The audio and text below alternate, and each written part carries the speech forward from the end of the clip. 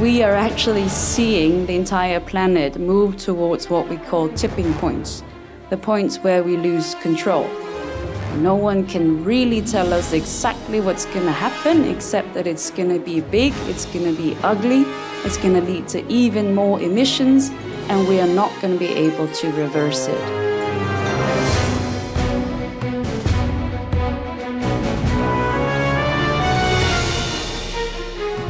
Welcome to Planet Earth, our loving home. Scientific studies from around the world conclude that the cycle of producing and consuming animal products is directly responsible for the heating of our planet, and the consequences of climate change are frightening for humans, animals, and the environment. The polar ice caps are melting, sea levels are rising, droughts, floods, and extreme weather events are occurring with increasing frequency, and drinking water is rapidly becoming scarce. If we do not stop this cycle, runaway climate change will become a reality, with humankind being unable to save our planet. On today's program, we'll examine several critical signs that show we're on the verge of disaster and need to take immediate, rapid action to correct our current course.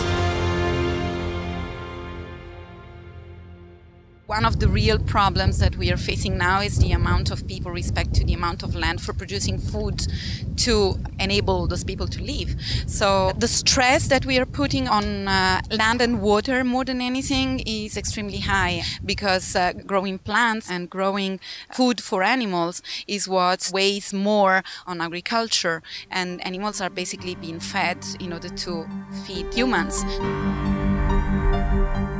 The 2010 book, Livestock in a Changing Landscape, by Henning Steinfeld, Chief of the Livestock Information, Sector Analysis, and Policy Branch of the United Nations Food and Agriculture Organization, and other experts, presents the following sobering facts about how animal agriculture has overtaken our planet.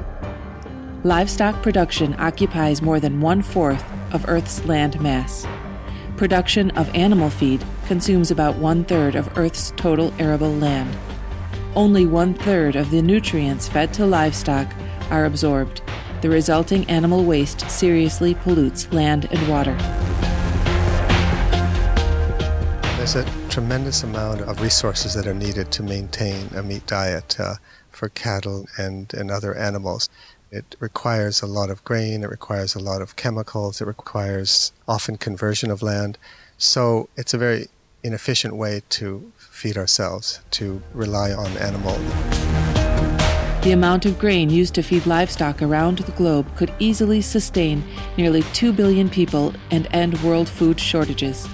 The large-scale destruction of forests to create pasture land for livestock grazing and growing animal feed is alarming, and once the land is cleared, it can no longer function as a carbon sink.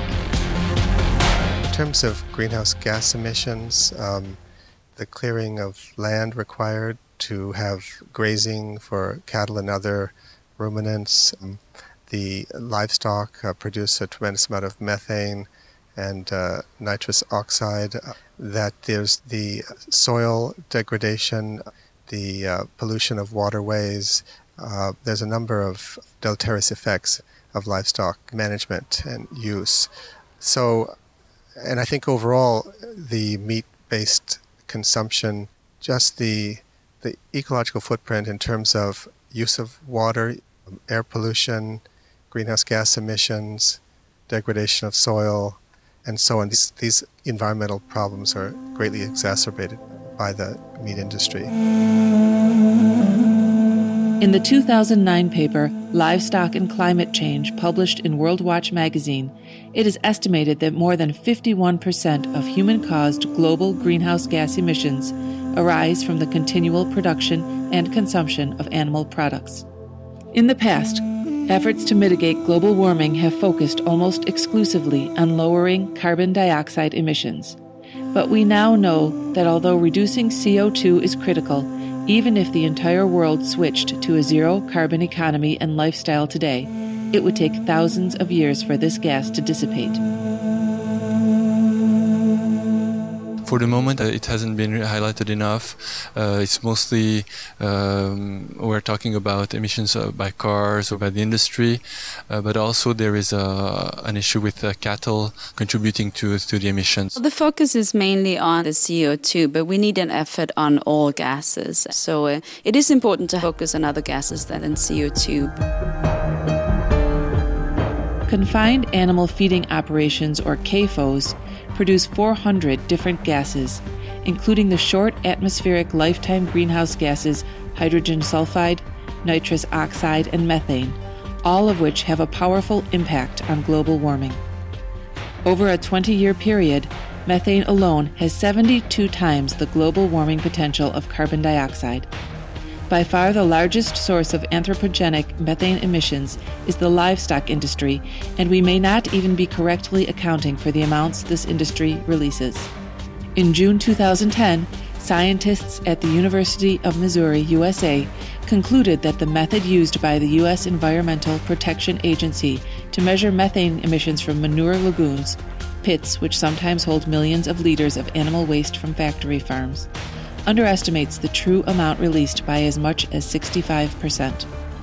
A global shift from a meat-based to a plant-based diet will reduce the effects of global warming much more dramatically than will a reduction in the use of fossil fuels. Thus, driving less and using energy-saving light bulbs, though wise choices, cannot quickly cool our planet like halting the madness that is animal agriculture, a completely unnecessary activity that's putting all life on Earth at risk. When we return, we'll examine the role of subsidies for livestock farming and their relation to environmental damage. Please stay tuned to Supreme Master Television.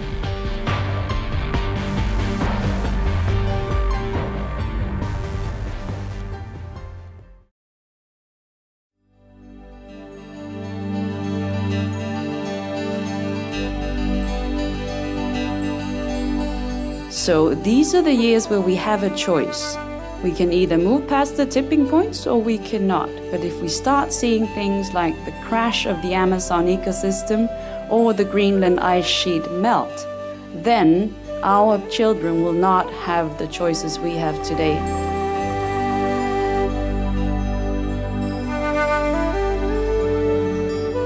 Welcome back to today's Planet Earth, Our Loving Home on Supreme Master Television, focusing on animal products including meat, fish, eggs, and dairy as the primary drivers of climate change and the need to quickly end their consumption. The ecological costs of meat eating are tremendous, from accelerating deforestation and desertification to causing the loss of arable land, warming our planet, and making the polar ice caps disappear. In light of these facts, how can hamburgers, for example, be sold at such affordable prices? The chief reason is government subsidies cover the real costs of meat production and make consumers unaware that they are literally eating up Earth's precious resources with every bite they take.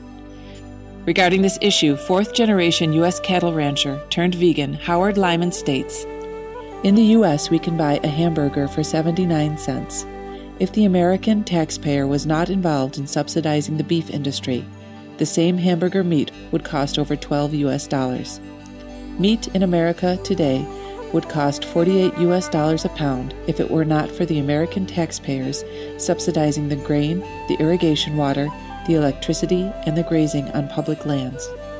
Supreme Master Ching Hai, who is deeply concerned about our planet's future, has also addressed the critical question of subsidies for animal products. We are the ones who are paying the industry to continue producing this problem, producing meat, fish, and the like, with our hard-earned tax money that's used to subsidize them. Ironic, huh?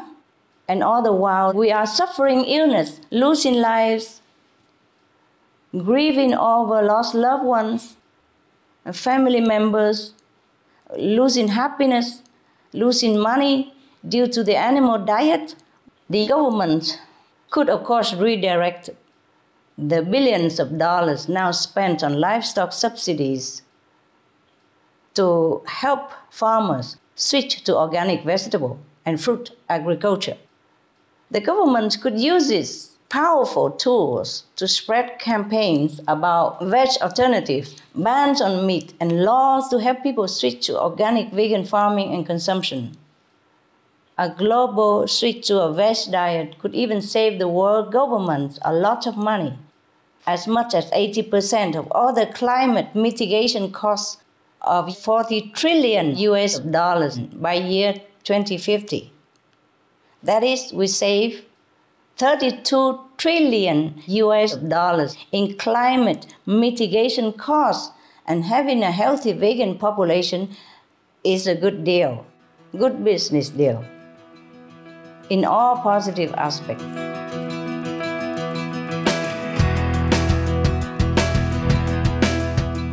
Senior Policy Advisor to the United Nations Development Program and vegan, Dr. Charles Ian McNeil, agrees that it is an utter waste to provide money to an industry that is destroying our one and only home. It would be important to remove subsidies. There are government subsidies and investments in encouraging a meat diet, then I think those subsidies should disappear. What would be important for people to make their choice is to have access to good, accurate, up-to-date information about the impact of a meat-based diet on the planet and on their health. I think many of us have grown up with a particular way of life that we've inherited from some generations unexamined, and the world is now different.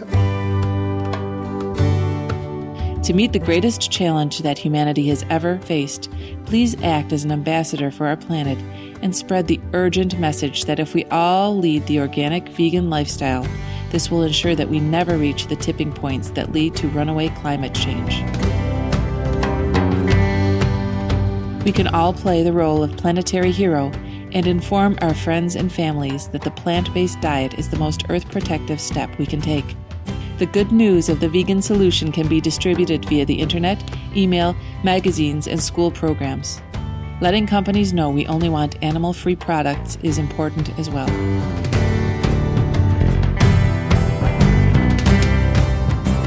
I'm a vegan, mostly raw vegan, and I've been very impressed by the impact on my personal health, but also equally importantly, and perhaps even more importantly, is the impact of a vegan diet on the planet. And one of the most encouraging things that I've discovered is that the same behavior that is producing great benefits for my personal health is also providing value for the planet in terms of reducing my carbon footprint. We all have individual, and our choices, actually, our individual and collective choices, have everything to do with the options that are offered. That if we ask for vegetarian and vegan options in restaurants and in grocery stores, we can shift what's made available.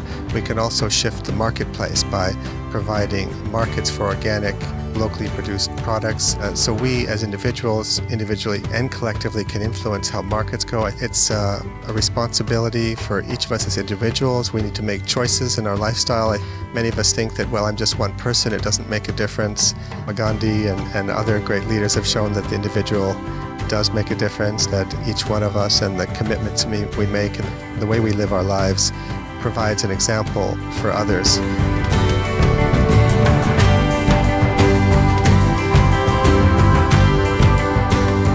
For more details on the individuals featured in today's program, please visit the following respective websites.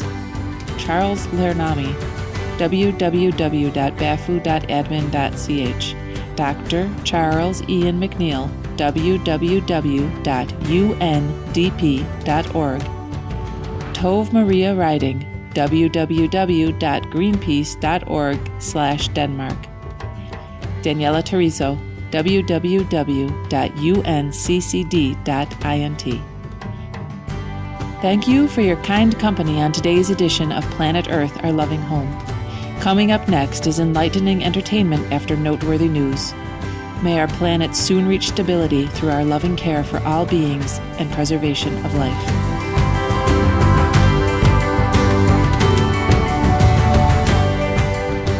For more details, please visit www.suprememastertv.com/PE